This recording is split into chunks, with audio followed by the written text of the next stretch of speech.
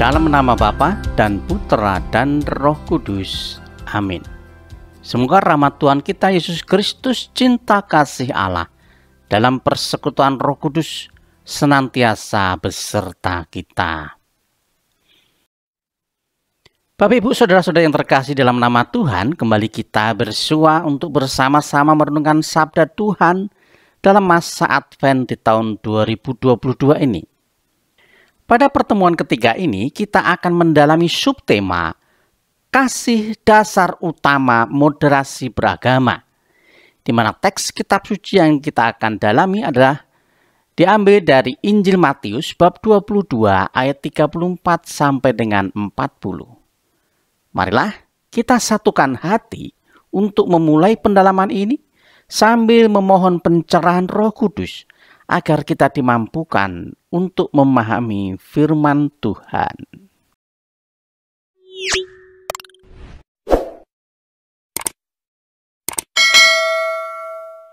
Bapak Ibu saudara-saudari yang terkasih dalam nama Tuhan, Kamus Besar Bahasa Indonesia mendefinisikan moderasi sebagai pengurangan kekerasan atau penghindaran keekstriman. Dan kata agama dijelaskan sebagai sistem atau prinsip kepercayaan kepada Tuhan dengan ajaran kebaktian dan kewajiban-kewajiban yang bertalian dengan kepercayaan itu. Sedangkan beragama berarti menganut, memeluk agama, beribadat, taat pada agama. Berdasarkan penjelasan singkat di atas, maka moderasi beragama dapat diartikan sebagai hal mengekang atau menahan diri, tahu batas, tidak ekstrim dalam memeluk agama. Dalam moderasi beragama, seseorang perlu menghormati, toleransi, berlaku adil, menumbuhkan perdamaian, menjembatani perbedaan, dan merekatkan persatuan Bapak Ibu. Kemudian, sebagai orang Katolik yang menjadi bagian dari bangsa kita yang beraneka ragam ini, apa kemudian yang bisa kita bangun sehubungan dengan semangat moderasi beragama tersebut?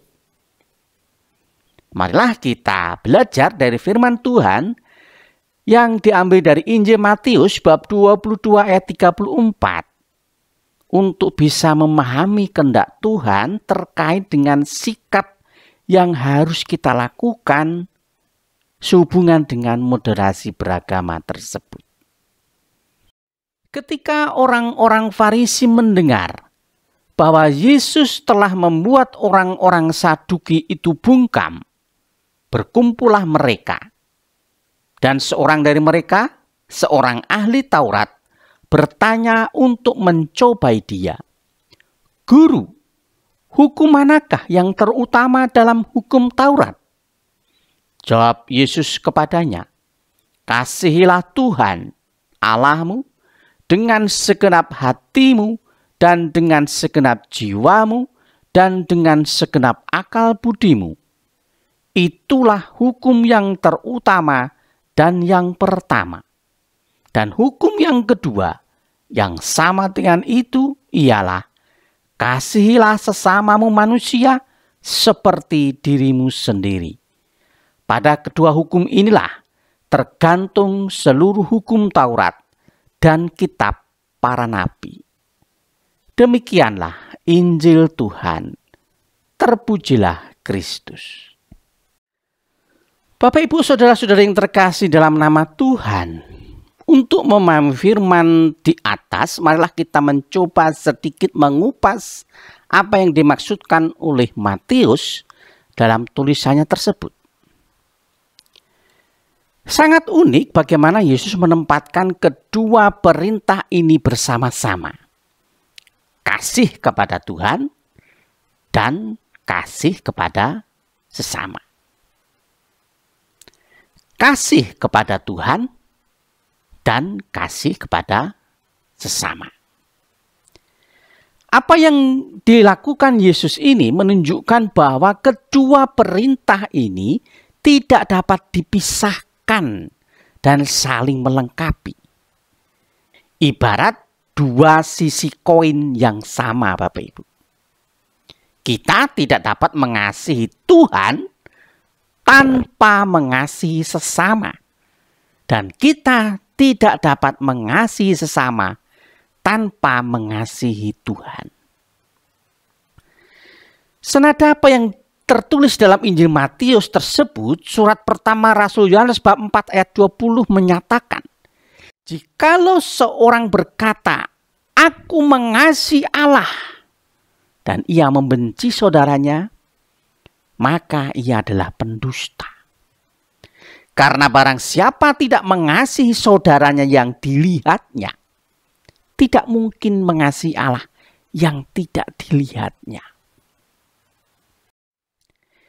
Firman Tuhan dalam kitab suci yang kita baca di atas mau menekankan bagaimana tak terpisahkannya ikatan antara kasih kepada Tuhan dan kasih kepada sesama. Saking erat hubungannya satu sama lain, kita tidak bisa bilang bahwa kita mengasihi Tuhan jika kita menutup diri dari sesama atau membenci sesama. Kasih kepada sesama adalah jalan yang mengarah pada perjumpaan dengan Tuhan. Dan bahwa menutup mata kita kepada sesama juga membuat kita buta terhadap Tuhan, Bapak Ibu. Di dalam Tuhan dan dengan Tuhan, kita dapat mengasihi orang yang tidak kita sukai atau bahkan tidak kita kenal. Ini hanya bisa terjadi jika kita melihat orang lain itu tidak hanya dengan mata dan perasaan kita saja, tetapi juga dari sudut pandang Tuhan Yesus Kristus. Apabila kita tidak memiliki hubungan apapun dengan Tuhan dalam hidup kita, maka kita pun tidak bisa melihat hal yang lebih dalam sesama kita. Kita hanya melihat mereka sebagai orang lain, Bapak Ibu. Oleh karena itulah kasih kepada Tuhan dan kasih kepada sesama tidak dapat dipisahkan. Dan pada akhirnya tanda nyata yang dapat ditunjukkan umat Katolik untuk menyatakan kasihnya kepada Tuhan adalah kasih yang ia pikul untuk saudara-saudaranya. Walaupun mungkin saja ketika kita mengasihi, mereka menolak. Mengapa kita tetap harus mengasihi? Karena Yesus memberi perintah untuk mengasihi Tuhan dan sesama sebagai sebuah perintah yang utama.